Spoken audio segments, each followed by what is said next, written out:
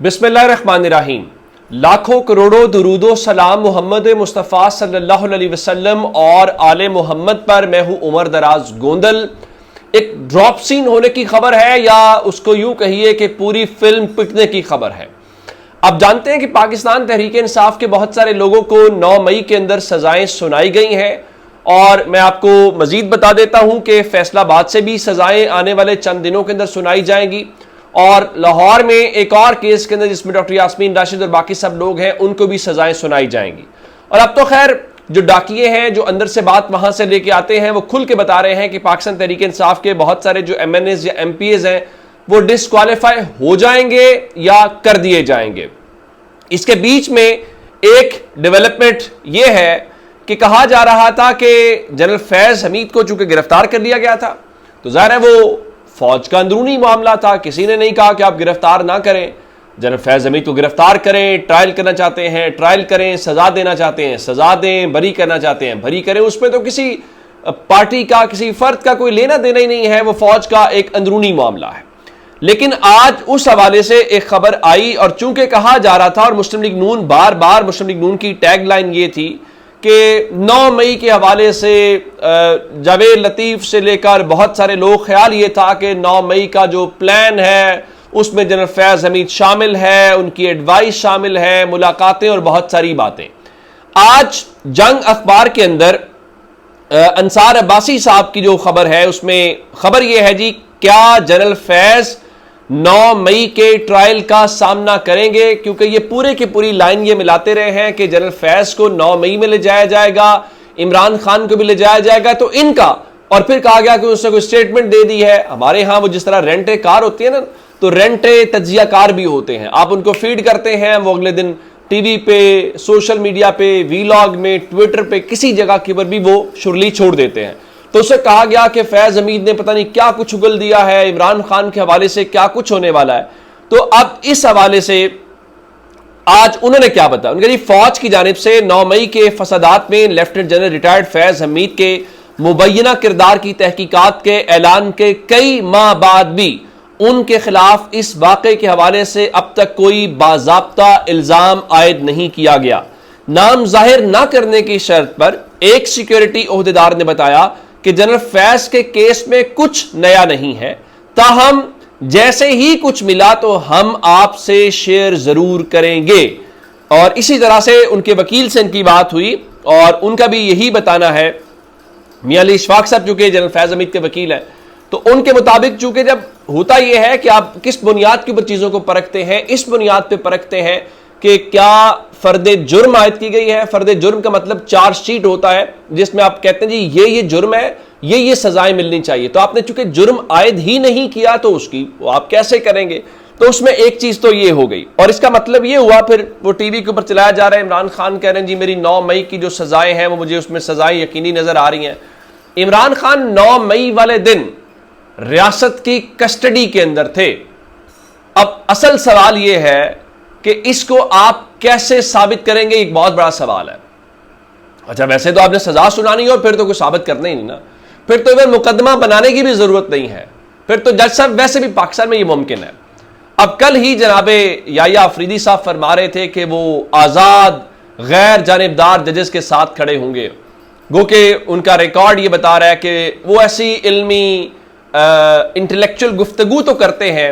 लेकिन उनके होते हुए पाकिस्तान में अदलिया नामी कोई इदारा नहीं है। अब एक हुकूमती विंग है जिसको जो बाय लॉ देखा जाए तो जनाब याया अफरीदी हेड होंगे, लेकिन बाय फैक्ट देखा जाए तो आजम नजीर तारड़ साहब जो हैं वो उसके सरबराह हैं। अब इमरान खान ने एक और टेस्टर लगाया है। अब जानते हैं कि कल इमरान खान ने अदालत से अलीमा खान ने रुजू किया कि हम कुछ वकालतनामे साइन करवाना चाहते हैं कि 9 मई के हवाले से जो इमरान खान की जमानतें लाहौर हाई कोर्ट से मुस्तरद हुई, हमने उसमें अपील में जाना है। तो कल अदालत ने हुक्म दिया और रात को इमरान खान के 8 वकालतनामे जो हैं वो दस्तखत होकर उनकी जो लीगल टीम है उनको मिल गए और अब से थोड़ी देर पहले इस बात की तस्दीक हो गई है कि इमरान खान ने लाहौर हाई कोर्ट में जो उनकी 9 मई के 8 केसेस में जमानतें मुस्तरद हुई थी उस फैसले को सुप्रीम कोर्ट में चैलेंज कर दिया है। तो ये टेस्टर ये है कि जनाब याया अफरीदी जो कह रहे थे ना कि मैं उन आजाद गैर जानिबदार जजेस के साथ खड़ा हूंगा,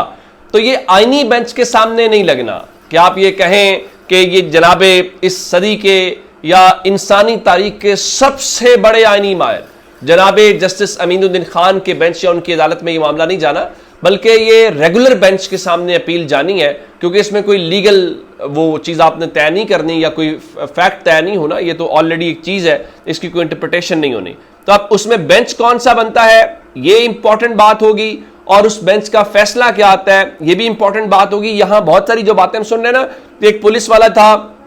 और वो टेबल के नीचे था, टेबल के नीचे जाके उसने पूरी साजिश सुन ली जिसकी बुनियाद के ऊपर केस बना हुआ है। सुप्रीम कोर्ट में जजेस ने जब सवाल करते हैं, लास्ट टाइम भी हमने ये देखा था कि वहां पे बात बनी नहीं थी। और रही बात के आजाद और गैर जानिबदार जजेस, तो अब इमरान खान और बुशा बीबी का अलकादिर ट्रस्ट केस जिसमें सजा मुअत्तली की दरखास्त है, उमूमी तौर पर यह होता है कि अदालतें पहली समात के ऊपर ही सजा मुअत्तल कर देती हैं और नोटिस जारी कर देती हैं, लेकिन वो अपील समात के लिए क्या मुकर्रर होनी है, उसके बाद मुतफरिक दरखास्त आई कि आप इसको जल्दी समात के लिए मुकर्रर करें, तो वो भी नहीं हुआ। और आप इस बात का अंदाजा लगाइए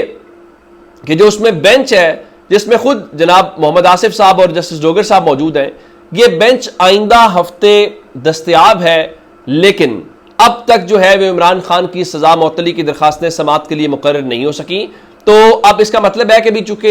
आजकल पाकिस्तान में जो निज़ाम इंसाफ है वो गर्मी की छुट्टियों के ऊपर है, जैसे स्कूल के बच्चे होते हैं ना, तो उनको गर्मी की छुट्टियां होती हैं तो वो घूमने जाते हैं या घरों में रेस्ट करते हैं, तो हमारे जज साहिबान भी चूंकि इतना इंसाफ देते हैं, इतना काम करते हैं कि उनको गर्मी की छुट्टियां चाहिए होती हैं, तो जो 4 हफ्तों का नैब ने वक्त मांगा था, तो अब माशाल्लाह 5 हफ्ते हो गए हैं, केस भी नहीं लगा और जज साहिबान की छुट्टियां भी चल रही हैं, छुट्टियों में ये मामला चलेगा भी नहीं। और याया अफरीदी साहब फरमा रहे थे कि ये तजवीज़ पाकिस्तान की जो अदालतें हैं उनको 2 शिफ्टों में चलाने की एक तजवीज़ ज़ेरे गौर है। मेरी उनसे इस्तदा ये है कि 2 शिफ्टें दूर की बात है, पाकिस्तान की अगर अदलिया, मेरे ख्याल से अदलिया नामी कोई चीज़ मौजूद नहीं है, अब हुकूमती विंग मौजूद है जिसको इमारतों में बैठा हुआ, जिसको सलमान के नवाजा कहते हैं, कुछ इमारतें हैं जिनके ऊपर अदालत लिखा हुआ, हम उसमें चले जाते हैं। तो मेरे ख्याल से वो जो सो कॉल्ड अदालत, क्योंकि अदालत की डेफिनेशन ये है कि उसको गैर जानिबदार होना चाहिए, उसको हुकूमती असर और रसूख से आजाद होना चाहिए, लॉ मिनिस्टर पूरे सिस्टम का हेड नहीं होना चाहिए। तो मेरे ख्याल से आप उसको एक शिफ्ट में भी चलाएं सही, आप उसको चला ही नहीं रहे या चलने ही नहीं दे रहे। उसकी एक मिसाल आज की ले लीजिए कि आज इमरान खान का जो तोशा खाना का केस है उसकी आज समाअत थी और वो होना था, लेकिन आज इमरान खान के वकला और फैमिली को अंदर नहीं जाने दिया गया, तो आज फिर इसको एक तरफा कार्रवाई कहा जाएगा। तो समाअत 29 जुलाई तक मुलतवी कर दी गई है। और नईम पंजोता साहब कह रहे थे कि 10 बजे से हम अडयाला जेल गेट पर मौजूद हैं, प्रोसिक्यूशन की पूरी टीम गाड़ियों पर अंदर भिजवा दी, लेकिन इमरान खान की लीगल टीम, उनकी बहनें लोहे के छत के नीचे सुबह से मौजूद है। ये कहते हैं एक वकील चला जाए, हालांकि ओपन ट्रायल है, सबके वकालतनामे केस में मौजूद है, हम इमरान खान की लीगल टीम में है, मुकम्मल टीम के बगैर कैसे इमरान खान अपने केसेस का दिफा कर सकते हैं। इमरान खान की बहनें, वकला, मीडिया के अंदर जाना फेयर ट्रायल का तकाजा है, आइन का आर्टिकल 10A फेयर ट्रायल का हक देता है, लेकिन चूंकि सजा सुनाया जाना मकसूद है, तो फिर फेयर ट्रायल किस चीज का नाम है? फेयर ट्रायल अदालतों में होता है, अदलिया में होता है, फेयरनेस होती है। जहां हुकूमती डोमिनेटेड सिस्टम हो तो फिर वहां पे यही कुछ होता है। अपना बहुत सारा ख्याल रखिएगा। खुदा हाफिज।